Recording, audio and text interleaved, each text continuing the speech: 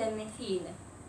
اتفننوا ازاي تطلع الحلو من ابنك، ازاي تطلع كل حاجة ايجابية من ابنك.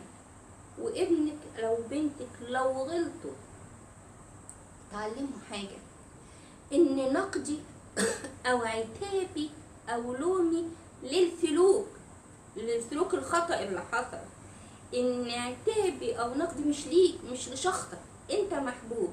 انا بقوم او بقيم السلوك الخاطئ اللي حصل منك. انا لومي للتصرف مش ليك. لازم نفرق ان ده علي من السلوك مش منك، انت محبوب، لكن السلوك هو اللي غير محبوب، السلوك هو اللي خطأ. اتمنى ليكم حياة أسرية سعيدة جدا. احفظوا كلمة